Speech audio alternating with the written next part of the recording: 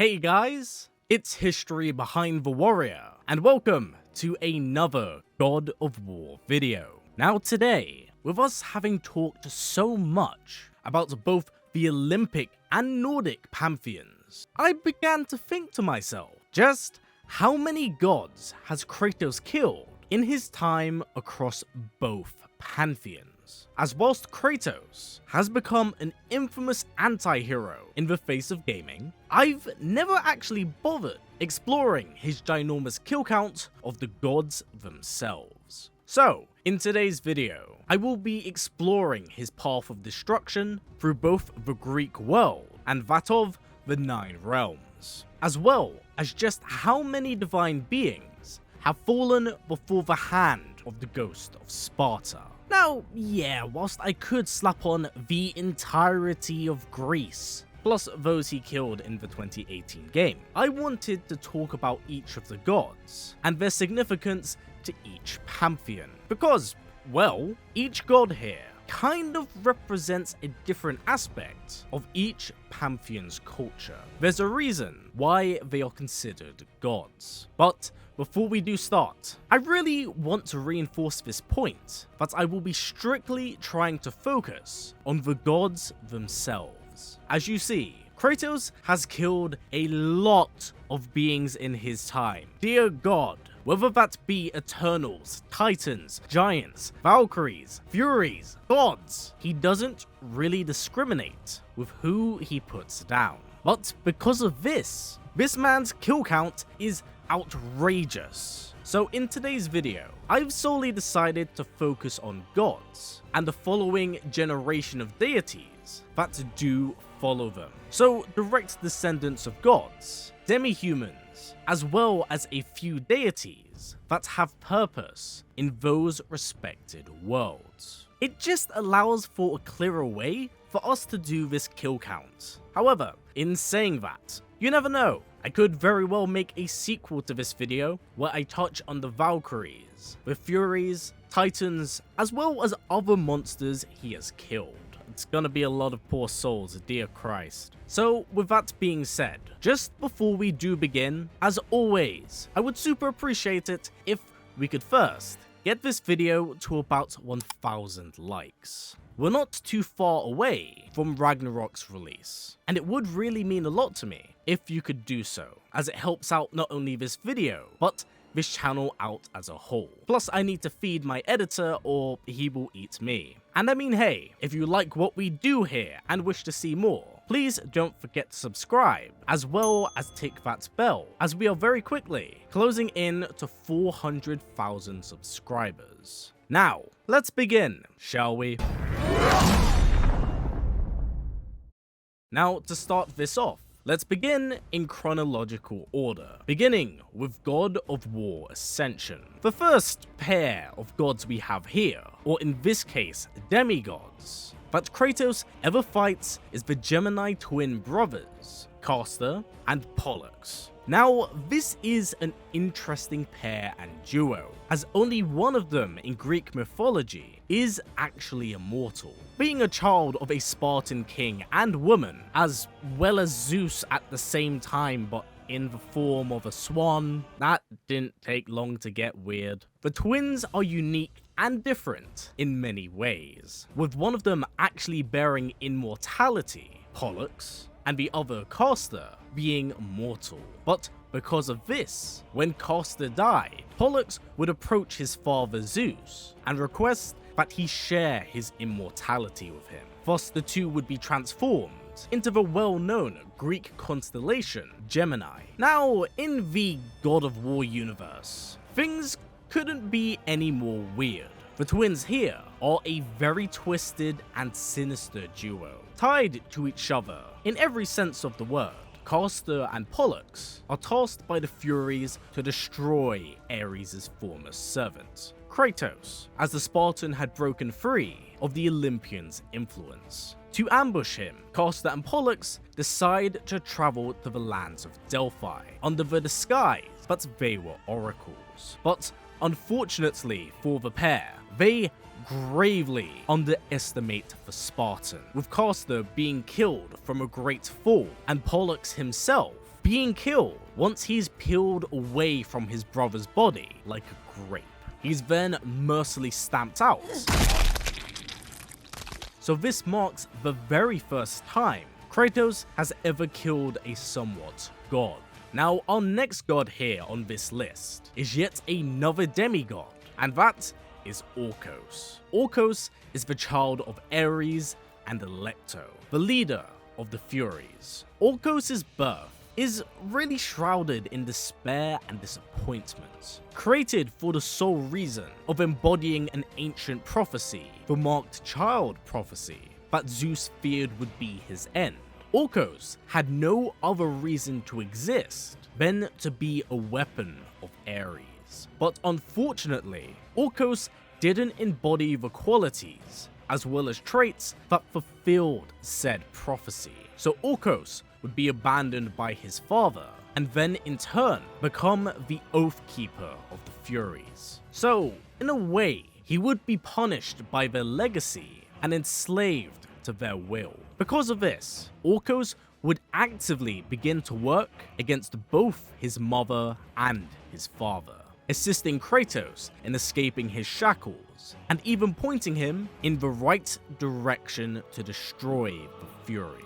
Whilst they are both able to achieve their goals, it is a very bittersweet ending, because before Alecto had died, she had embedded one final oath to him, Kratos's. So, with much sorrow and regret, Kratos is forced to mercy kill Orkos in order to free himself, finally granting Orkos the peace he so desperately deserved.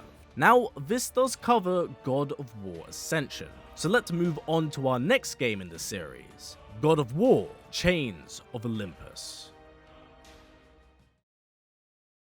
Although it only features one kill, it is one I feel that is of great significance to Kratos, as he slowly begins to rise against the gods. Here we have the goddess of death, Persephone. For those unfamiliar, as she only ever really featured in the PSP tie-in game, Persephone is yet another child of Zeus and the wife of Hades, the ruler of the underworld. Persephone is known as the goddess of spring, but in the God of War universe, she is quite different from her mythological counterpart. Whilst, yes, she is still the goddess of the underworld, her marriage to Hades was not of her own volition. Instead, it was a love thrust upon her, and after eons of enslavement to his side, something in Persephone finally snapped. And with the gods of Olympus turning up their noses to her, Persephone's resentment would slowly flourish into rage, wanting them to suffer for their blind arrogance. Persephone would set a plan in motion to kill the gods by toppling Olympus. Now, as expected, this was an affair that Kratos was forced to intervene in, as he was at the time trying to gain the favor of the gods. And despite Persephone's kind words and attempts to sway him to her side, even granting him temporary Elysium with his dead daughter, Kratos is forced to reject such a heaven, battling Persephone in her true form, an angel of death.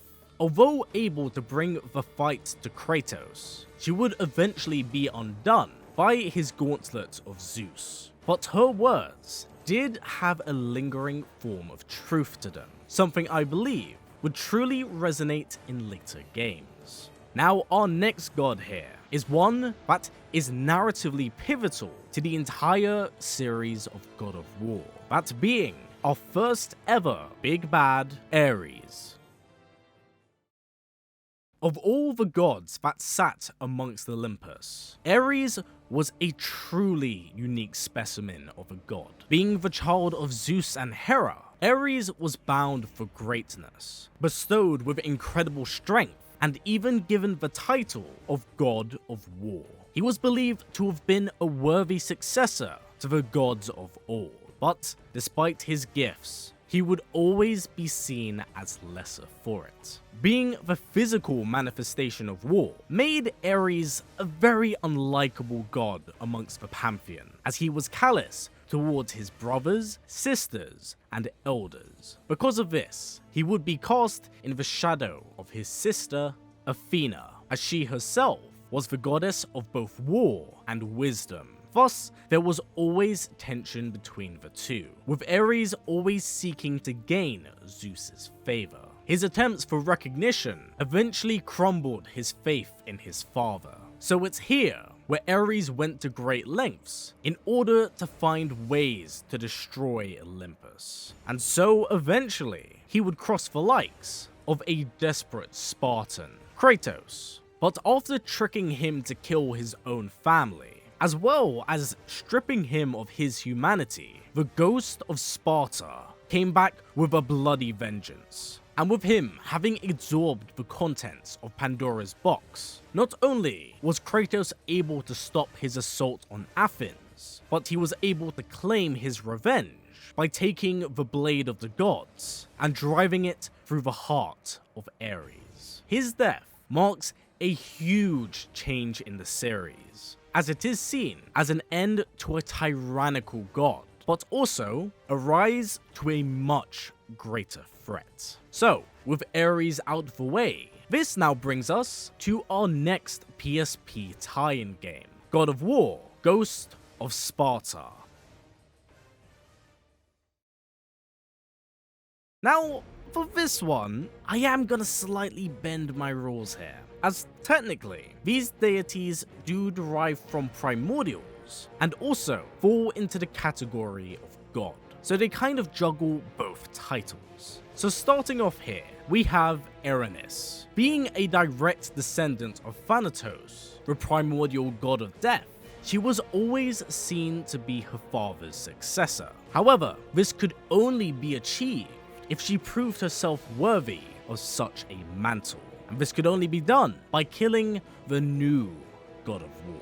Having learnt that Kratos was pursuing his long-lost brother, Deimos, she would be tasked with the mission of slaying the Spartan. But her own arrogance at the end of the day is what sowed her fate, as she was swiftly killed once Kratos severed her wings and finally impaled her with the blades of Athena. Of course, from what you can tell, this journey takes him to the domain of death, having come to blows with Erinys' father, Thanatos, a being nearly as old as time itself. This fight seemed largely one-sided, as Kratos struggled to trade blows with the ancients. But once Deimos is released from his chains, the fight becomes an even playing field.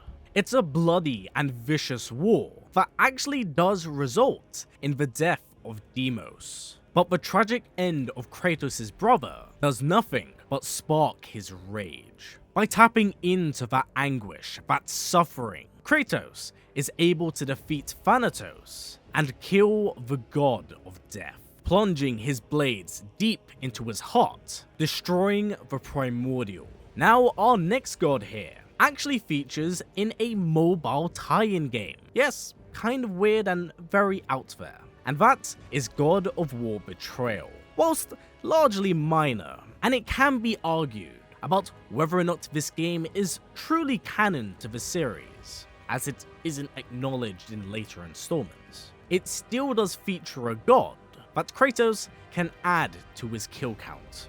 So I'm going to do it anyway, and that is Ceryx, the son of the god Hermes, and a demigod amongst the Olympians. He, much like his father, is a messenger to the gods, so kind of a minor character. But during the events of Betrayal, where Kratos is framed for a murder, when the messenger confronts the Spartan, a fight would erupt between the two, only ending once Kratos slays the demigod.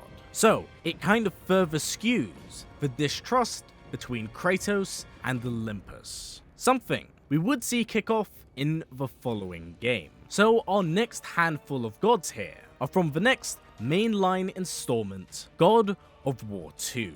Following Zeus's betrayal of Kratos, the ghost of Sparta makes his way to the island of creation, looking to pursue the Sisters of Fate to take control of his past. But this is no simple journey, as he crosses many in his path. Our first god here is Theseus, a child of Poseidon and founding king of Athens. He is quite the legend in Greek myth, as not only was he the demigod child of the king of the seas, but Theseus himself was widely known to be a hero of legend, having explored the labyrinths of Crete and defeating the mighty Minotaur. He is known throughout the land. Now, in the God of War universe, Theseus is appointed by the Sisters of Fate to kill Kratos. But once he encounters the Spartan, instead of outright ambushing him, he would instead challenge him to a contest of sorts, one that would measure their will and their strength in battle. While Theseus was able to put up an impressive fight, he is simply no match for the determined Kratos, falling to his hand as his head is wedged between a door and crushed like a watermelon. Now our next god here, and demigod brother to Kratos, is yet another legend, Perseus. Perseus's legend is one that is carved in stone, being infamously known as the warrior responsible for slaying the Gorgon, Medusa. His ambition to defy the gods and prove his worth proved to be an inspirational tale for the world of man. But his god of war counterpart is quite different in that respect. Whilst still a hero, it is actually unknown if whether or not this Perseus was successful in living up to his Greek tale. As you see in the first game, it is Kratos that kills the Gorgon Medusa. But his desire for conquest doesn't quite end with her fall, as it takes him to the island of creation, believing that the Sisters of Fate may hold answers as to how he will achieve his goals. But unfortunately, his journey would take him to the bathhouse of Atropos. Here, the demigod is locked away for many long years, and in time, Perseus succumbs to madness, losing sight of his own dreams and succumbing to his own desires. This unfortunately sets him in the path of Kratos, and the half-brothers do battle, only ending when the battered Perseus is defeated and then thrown into a hook, instantly killing him. Now our next Olympian here is one that is extremely important to the world of Olympus and God of War, and that is Athena, a key and important figure to the original trilogy. Athena is the goddess of war and wisdom. It was her that knew of Kratos' true identity, and it would be her that would guide him on his quest of vengeance against Ares. Unfortunately for the goddess, the tyrannical nature of Kratos caused him to come to blows with their father, Zeus. So, when the two tried to murder each other, Athena would intervene and tragically take a blow for Zeus. Having the blade of Olympus plunged through her heart, the goddess would die in the arms of her brother. But this wouldn't mark the somewhat true end of Athena, as she does return later on in God of War 3, but now in an astral form with a completely different and very sinister demeanor. Regardless, I'm still adding her death to the body count, as it is the physical death of the goddess. Now, following Athena's death and Kratos learning of his divine heritage, the God of War would then take his fight to Mount Olympus, kicking off this installment with his uncle Poseidon. Now, being one of Olympus's big three always meant that Poseidon was a powerhouse. Being an elder god that sits amongst the pantheon of Olympus, he was always seen as a valuable ally, being the ruler of Atlantis. Being able to control the tide at his will, Poseidon was able to manipulate water around him, forming a gigantic elemental form. even having it merge with his hippocampi and making him nigh unstoppable. It took the combined efforts of Gaia and Kratos in order to stop him, as once Poseidon was eclipsed by his own rage, Kratos was able to punch through his elemental form, tearing the sea god from his godhood.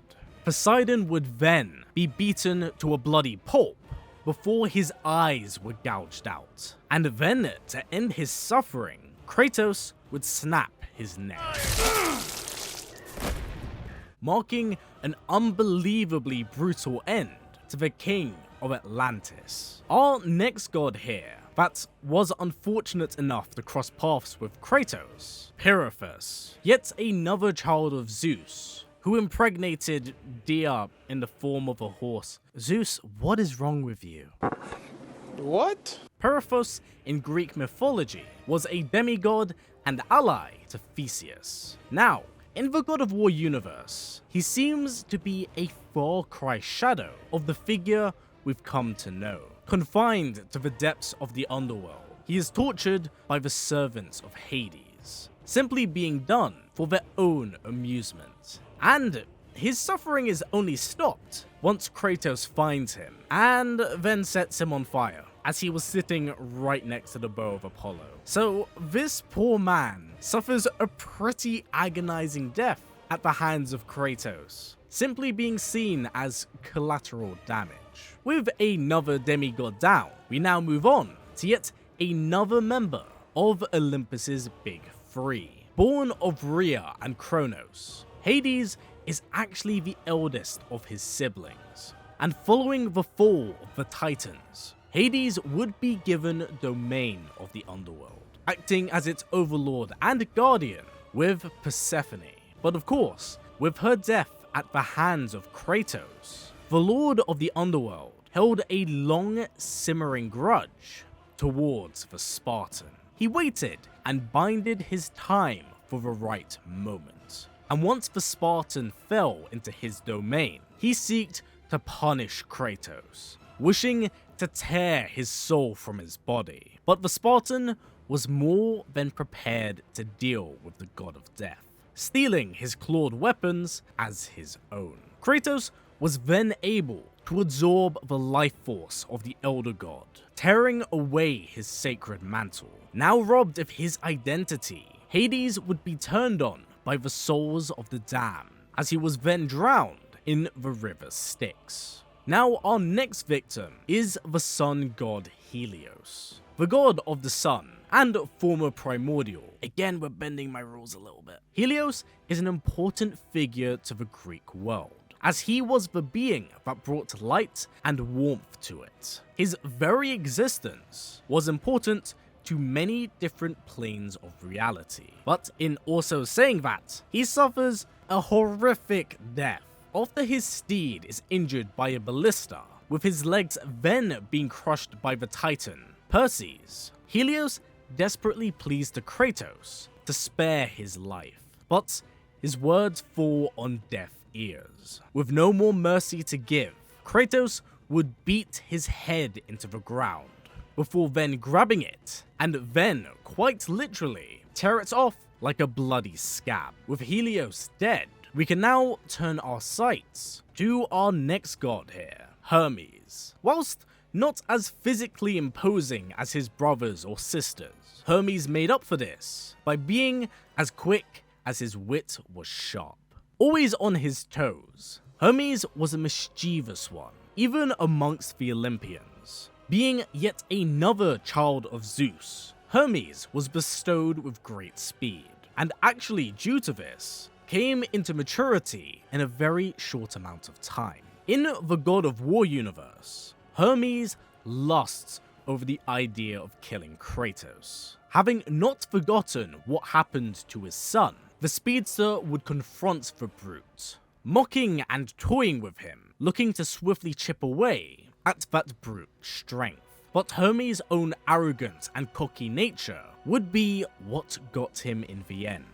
As once Kratos was able to get a hold of the gods, he would then sever his shins from his legs. robbing him of his greatest gift and having him succumb to the abyss of death. Now, our next member of Kratos' I hate my family hit list is none other than yet another Greek hero, the mighty Hercules. I don't feel like Hercules of all characters really needs an intro here. His tale is one that transcends that of Greek myth. But this twisted version of Hercules is definitely one that I find very interesting. Because after having killed his family and completed his 12 labors, he could be seen as a shining example of how one redeems themselves in the eyes of a god. But instead here, he bared no reward for his hardships, as the task of killing Ares would be given to his half-brother Kratos, who also suffered a grisly and bloody past that was eerily similar to his own. Because of Kratos' reward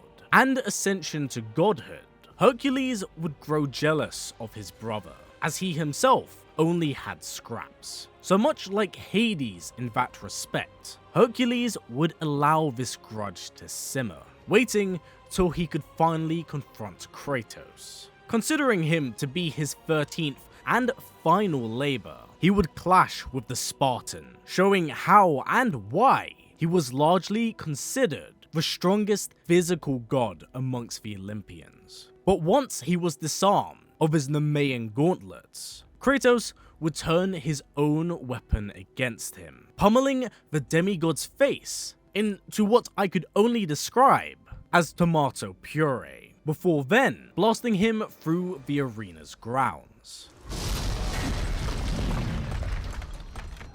With Hercules out the way, we can now move on to our next victim, Hephastus. Known as a child of Hera and Zeus, Hephastus was held up in extremely high regard, even amongst the Olympians, as he was the blacksmith of the gods, the mastermind behind Pandora's box. His skill with a hammer was bar none, but sadly, the god of fire suffered a horrible fall from grace. After hiding his adopted daughter Pandora from the eyes of Zeus, the blacksmith would be brutally punished by his father, beaten beyond the point of recognition before he was then cast from the heavens to the depths of the underworld. Here, he would be stripped of his wife, child, and recognition, now serving a lifetime of isolation. But one day, this would all change.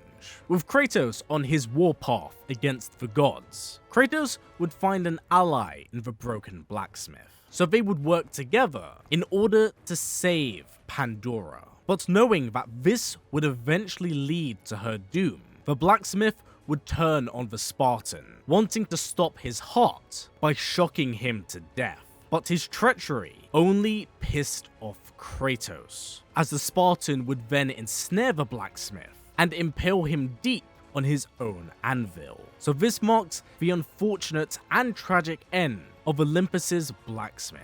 Our next victim here is the goddess of marriage and women. Hera, being the wife of Zeus, was simply no easy feat. Despite her undying loyalty to the king of Olympus, the Skyfather, from what you can clearly tell here, was not very faithful to her. And because of this, in time, Hera began to grow resentful towards Zeus, taking out her frustration and rage on his bastard offspring. Eventually, this sent the goddess into a spiraling, bottomless glass of wine and nihilism. Hera had become a slave to her own marriage, and by the end of it, only found pleasure in making others suffer from her husband's misdeeds. Her drunken ramblings and spite would be her doom, as during Kratos' exploration of her garden, he did find her in a wallowing mess. At first, the Spartan only felt pity for her, but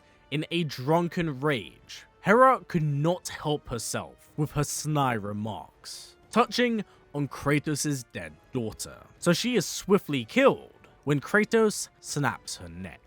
Now our next and final Olympian is the Skyfather and King of Olympus himself, Zeus. Zeus is without a doubt one of the strongest deities who have existed on all planes of reality, having fathered countless children and waged wars against the primordials of old. He is as ruthless as he is cunning, seeking to preserve the order of the world, with him still at the top.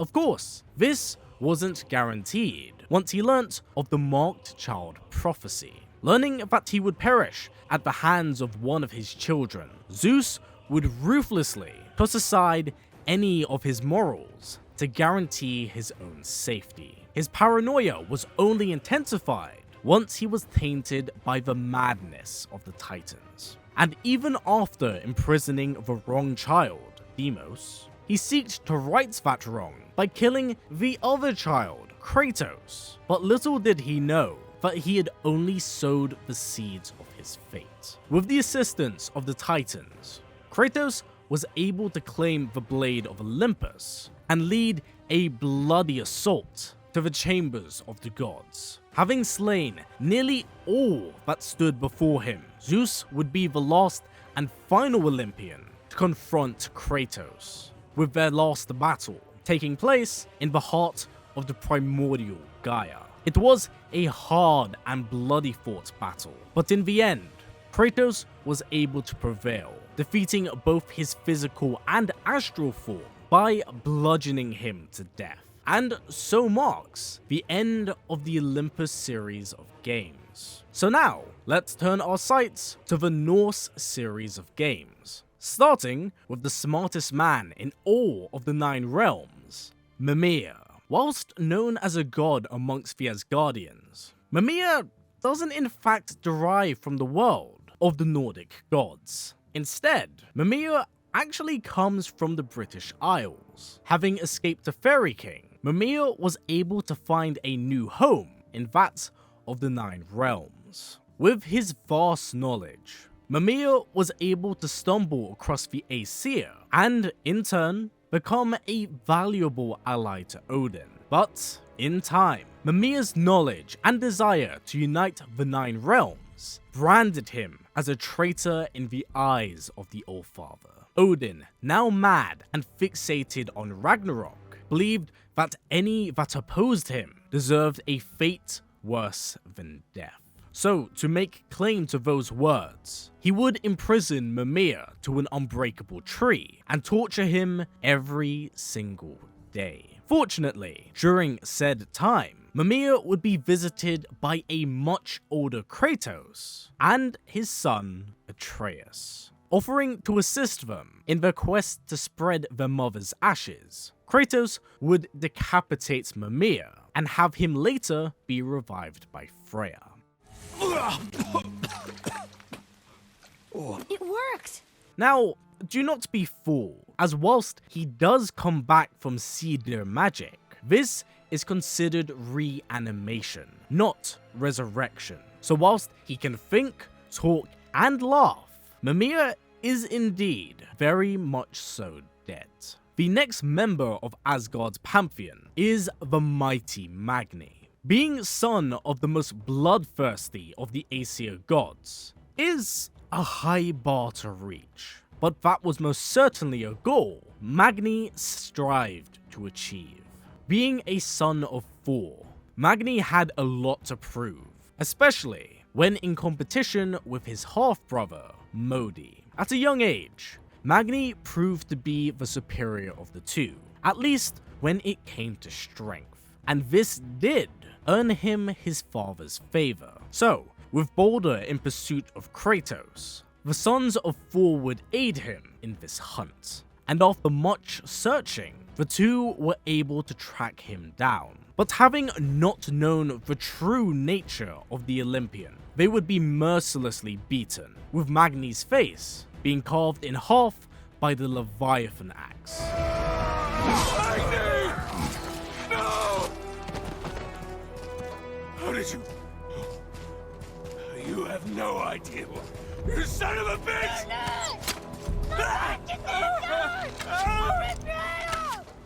Although it is typically common that when a god dies, they ascend to that of Valhalla, Odin's tampering with the cycle of life and death had in fact prevented this. So Magni's death could be considered a true death, as he will not be passing into the halls of Valhalla. Our next and final kill to add to this list is Baldur, child of Odin and Freya. Baldur is a unique being to the God of War universe, being known as the God of Light, and having been blessed with near immortality. Baldur is a fierce and relentless warrior, even amongst the Aesir, but that's not to say there wasn't any drawbacks to his strength. Whilst blessed with near invulnerability, this came at the cost of his senses. Unable to feel anything, Baldur was a prisoner to his own body, and this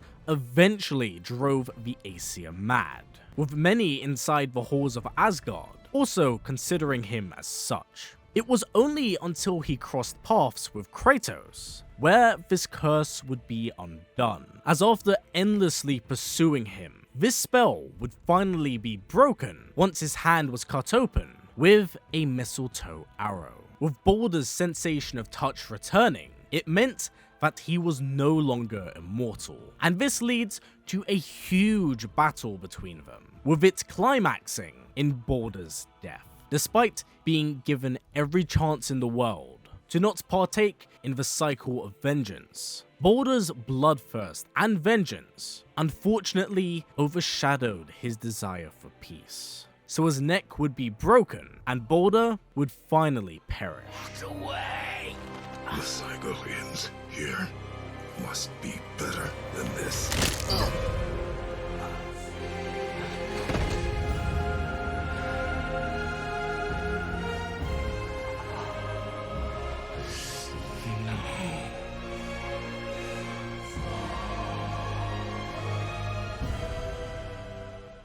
And like that, this has been it for all of the gods that Kratos has killed in the God of War series. So we're clocking out this one with 23 different kills across the 2 different pantheons, with 20 of them belonging to the Olympus series of games, and the other 3 being in the Norse series of games. But with Ragnarok quite literally sitting around the corner now, I'm quite interested to see just who will be the new additions to this list, because every day we grow closer and closer to the twilight end of the gods. With that said, I do hope you have enjoyed this one, guys. As you can quite tell, it's taken a bit of time to put together. But with that said, please don't forget there's plenty more God of War content on the way. So please do keep an eye out. And also, feel free to check out the rest of my content. But for now, everyone, that has been it for me. So as always, stay strong, stay well,